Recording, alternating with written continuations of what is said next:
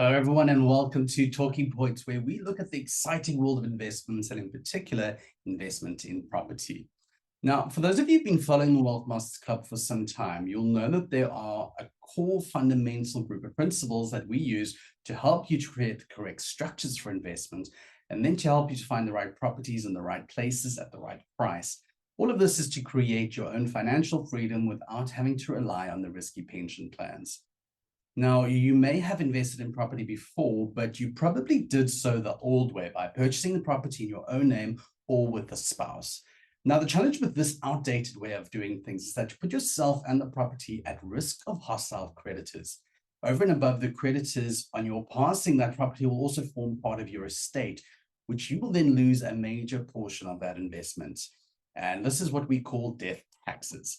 And of course, that's right. Taxes don't just follow you when you're alive, but also when you are dead. And that is why so many spouses are left up the lurch when their partner passes away. And the answer to this is quite simple. It's a double trust structure where the property is held in one and your paid off assets are held in another assets trust. Now, if you want to find out more about how we invest, then stick around to the end of this video or check the other videos in our Talking Points playlist on YouTube. Now, as I mentioned earlier, we're going to be looking at the purchase of property, but not just the old standard manner of buying. We're going to be looking at alternative means of buying property. Now, most of you will find these concepts quite foreign because they are not what we are used to, and it's not very well known, but they have been used for many, many, many years to great success. So today's expert who will be talking to us a little bit more about the alternative ways of buying a property is one of our accounting specialists, Nikita Pienaar. So Nikita, thank you so much for taking the time to join us today. Thank you, Damien. Good day.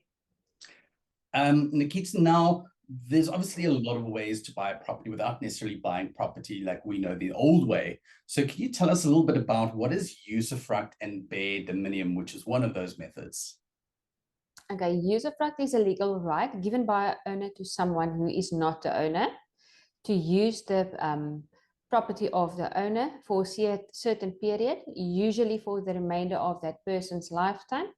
And the bare dominium is the rightful owner of the property.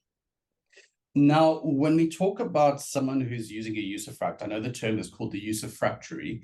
Now, is a usufructuary allowed to rent that property out while they have the right to use the property? They are within the rights to rent the property out to someone else and to gain the rental income from it. During the prescribed period for usufructy, has a right to enjoy the property and all the benefits that comes with it, but they are not obligated to live in the house. So yes, they are able to rent out the property.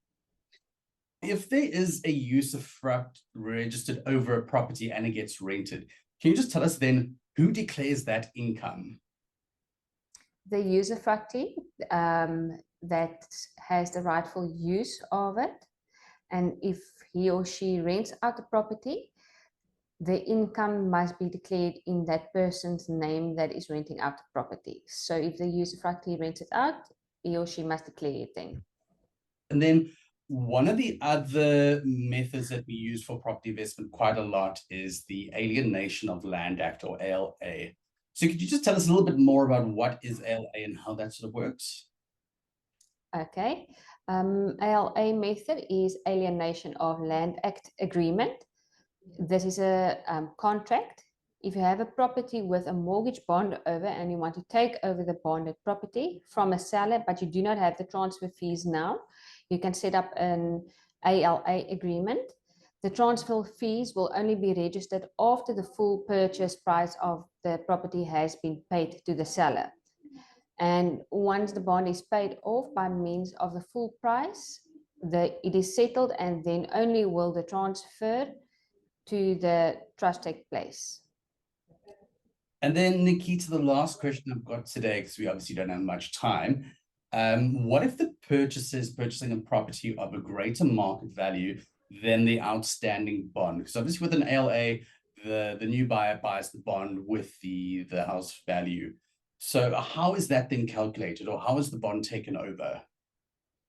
Okay, the balance between the outstanding bond and the purchase price. The purchase price would usually be the market price, and that will be brought in as a deposit, and it will be paid by a creation of a loan for the seller in the purchaser of the trust. The trust pays the seller an installment which is equal to the seller's bond installment. Thank you so much for your time and insights, Nikita. And unfortunately, we don't have a lot of time in our talking points to go into too much detail. But if you'd like to get a little bit more information, then check out the link in the description below. We have an English and Afrikaans online training taking place this weekend where you can register and view our founder, Kurt here, explaining the entire wealth mastery system of investment. Now, this is something you don't want to miss because the insights and information shared in this training are absolutely valuable. So if you're looking at alternative income sources, a side hustle, or just to create your own pension plan, make sure you watch that video on the training this weekend because it will be worth it for you. Now, let us know in the comment section below what you thought about today's topic, and we obviously love getting feedback. So for now, that's all we have time for. Thank you so much for joining us. And as I mentioned, we have a lot more content on YouTube. So feel free to go check us out there, and don't forget to like and subscribe to get more information. So until next time, Nikita, thank you so much for your time once again. It's a pleasure. Thank you, Damien, for having me.